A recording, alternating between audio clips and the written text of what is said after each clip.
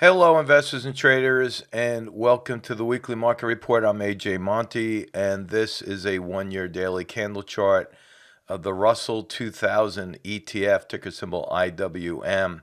And if you watch my report from last week, you'll know that this diagonal line here that I drew last Friday was my forecast line, with the end of that line right there being my target, 217.38. So as you can see, like clockwork, the market went right to that target, and here we are right now. It's almost as if the market was following that line. Now, we know that's not the case, but this is, again, another testament to how powerful technical analysis is as a forecasting tool.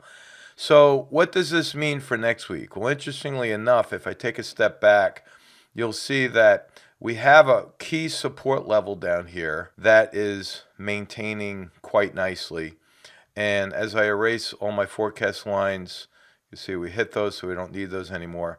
We have a support level that's more or less intersecting with these lows, and we are approaching this low right here. Now, if you're a member of our Option Oracle or Equity Oracle Trade Alert services, you will have heard me say that we're going to be taking action should IWM drop below 210. Now, why is 210 such a significant number? Well, that's because a close below 210 would bring it below this low, and now we are more or less breaking out to the downside of this topping pattern that I originally called on May 21st. And again, to repeat, because I have to keep repeating for the record, on May 21st, right back here, I said that I was calling a top, and I was not calling a high, I was calling a top. And I also said it takes about 3 months for that topping pattern to complete. Now, next week, I think we're actually going to bounce a little bit. I think we'll go lower and bounce. But I think this is more or less the beginning of the end of this particular trading range, because if you go 3 months out from my original call of the top, we're approaching July 21st, and then we're getting into August 21st out here. And so by then, the markets could already be below this key support level that I pointed out to you here.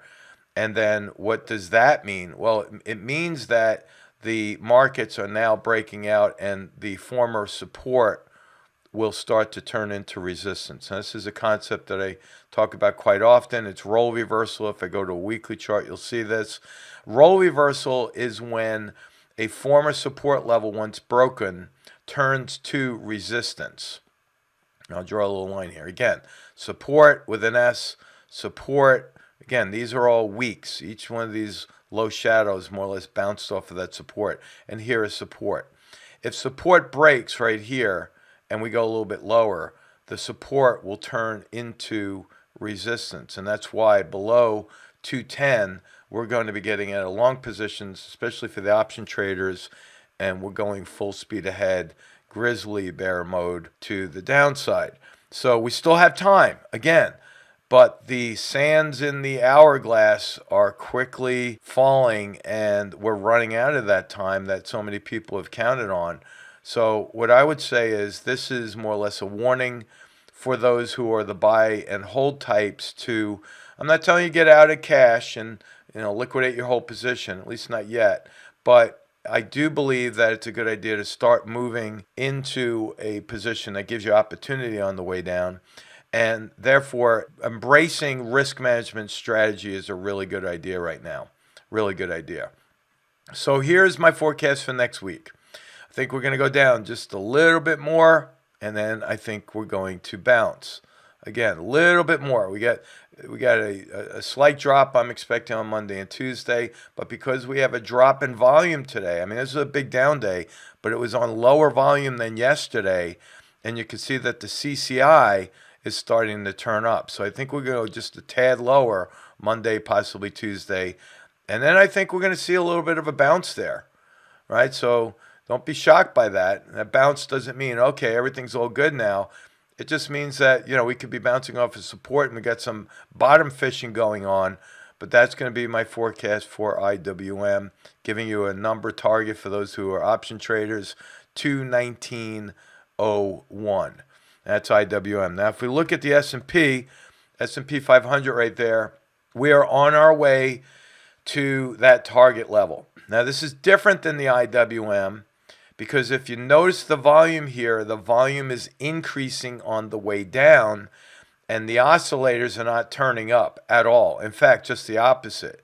Down here, as I magnify that, the CCI is just about to cross below that zero line, aka the momentum line.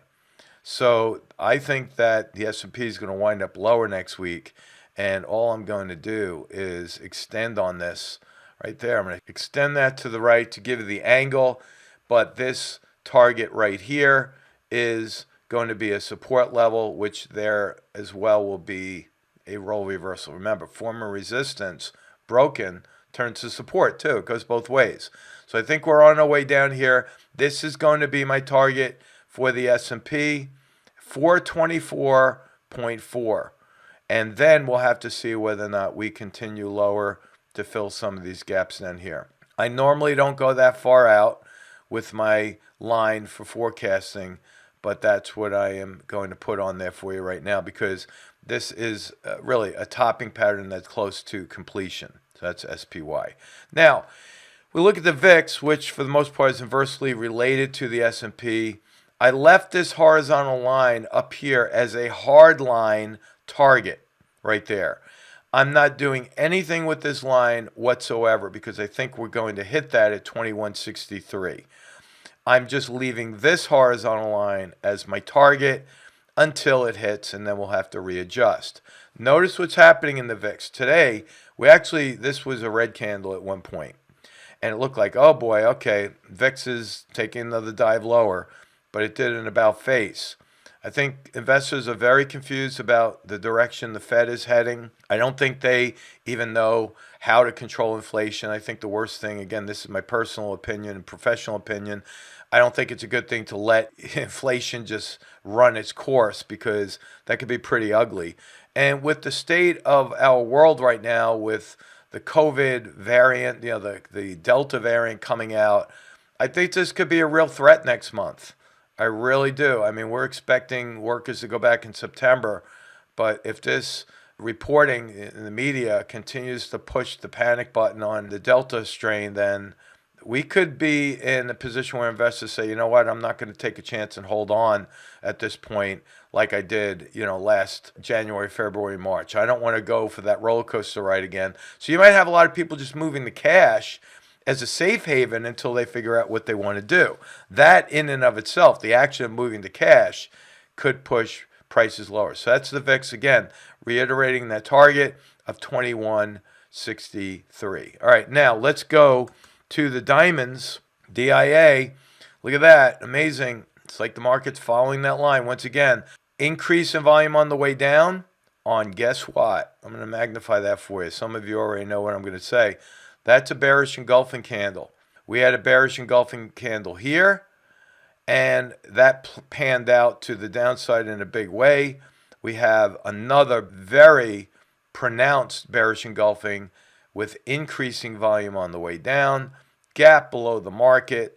Oscillators are crossing with sell signals here and here, and so we have a gap below the market. Therefore, I'm not moving that forecast line. I'm holding the target just like that. I think that gap is going to fill as soon as next week, and then we'll have to see if this moving average winds up acting as a support level. Again, still too early to tell. I have not changed my stance one bit at all. Again, maintaining that position of risk management and helping people learn how buy and hold may not work very well in this scenario moving forward. Okay, so that's the diamonds. Again, for the target, I'm giving that at 344.10, keeping that in place. We almost got there, but not yet. I think next week will be the week for that.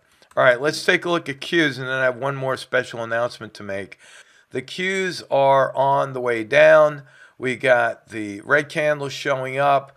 We have a slight drop in volume, so this is going to fall more or less in the category of the Russell, But notice the oscillators down here. We have some conflicting signals where normally a drop in volume like we see down here tells us that if the price is moving lower and the volume is dropping, the sellers are losing momentum. But the momentum indicator down here crossing the zero line on the CCI, it really conflicts with the volume. So I think I'm going to go with the oscillators on this one because we're moving towards this moving average here, and we'll have to see whether or not that maintains as support. So what I'm going to do right now is I'm just going to draw a horizontal line on this one from that target, just like that. And then I'm going to move my target over to make sure that we're matching exactly. I don't want to miss out on that. So I'm going to duplicate that, same angle and everything, just like that, putting it right to the target price. And then we're going to drop it just like that. So I can get rid of this one, still maintaining the downside price target. If you option traders are looking for strike prices, that would be it right there at 349.16. Again, still forecasting lower. And remember, we have a gap way down here. It's still too early to call that one, but I do believe there's a very high chance that over time that gap is going to fill. So keep an eye on Qs. Remember, I show this almost every week. You got to look at this. This is the monthly chart for the Qs. Shooting star. See that? Negative divergence. Again, look at the monthly chart on IWM. Check that out. You want to see a bearish engulfing candle? It's not just engulfing last month. It's engulfing the past 4 months of price action.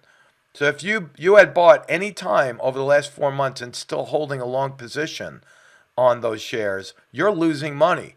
And investors don't like to lose money. They get really upset when that happens, and they start to get a little antsy. They get unsettled, and they say, you know what, let me move more into cash. I don't want to suffer more losses here.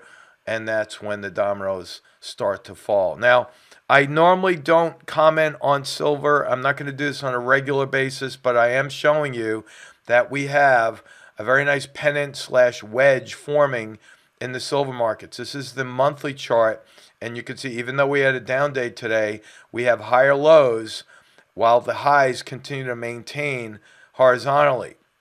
This is known as a flagpole, right? If I condense this, this is actually my price target right here. A breakout of this pattern could result in silver going to 43.79. Now, why am I mentioning that?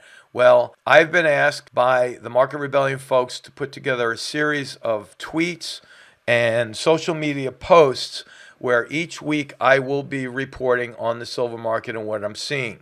This is just a snapshot of what's to come, and this comes to us. The source here is Metals Focus, and you can see the change in production in silver over the past year. This is not, by the way, including 2021, just from 2019 to 2020. The top 3 silver producing countries right there are showing dramatic drops in their production, particularly Peru. Look at this. In 1 year, their production dropped 19%. Now, that's a heavyweight there in the world of silver production. But overall, the total number of ounces produced has dropped in 2020 from 2019 to the tune of 6%. That's part one. So if you paid attention in Economics 101 class when you were in school, then this should make sense to you. If production is dropping, what is that going to do?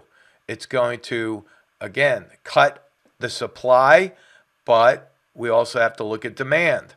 We'll look at the other side of the equation here, right here. Industrial demand for silver has increased from 2020. Now we're moving into 2021 right now, but the demand for silver has now increased by 7%, and we're not even done with 2021 yet. Main reason, technology. Technology consumes silver, and pay very close attention to 5G technology. Pay very close attention to Starlink when you hear about a rocket going up to launch another satellite. Pay very close attention to that because tech companies are gearing up for 5G. Solar panels are being produced for people that want to cut on their energy bill. We got more batteries being produced in the EV market. Guess what? They all use silver. So consumption is going to increase. You know, back in the day in 1980 and early 80s when I was trading silver, Kodak was a big consumer of silver because of that's how film was processed using silver. Now that we've gone digital, Kodak is no longer a factor. But now what's replaced Kodak back in the day is now 5G technology and EV markets and solar energy and so on and so forth. So I'm still extremely bullish for silver. And on top of it, CNBC did a special 15-minute presentation on Reddit and what they're looking to do. I believe Reddit still has silver, SLV particular, in their crosshairs as a possible short squeeze target. I'm not going to speculate on that. I'm just going on the basics, supply and demand information right here. But keep an eye on that. Just for the record, I have been accumulating silver for 14 years. I continue to do so more as a wealth preservation strategy and anything else. I'm not quite sure the fiat currencies around the world are going to survive, so I'm going into hard assets. Just a little bit of a tidbit there for those of you that want to learn how to manage risk and preserve your wealth. Silver, I believe, is a great place to go for that, as well as gold. I'm not going to get into gold right now, but stay tuned to my Twitter page, stay tuned to the Facebook page, stay tuned to Market Rebellion, and I will continue to give you updates each and every week through the weekly market report. Have a great weekend. So long.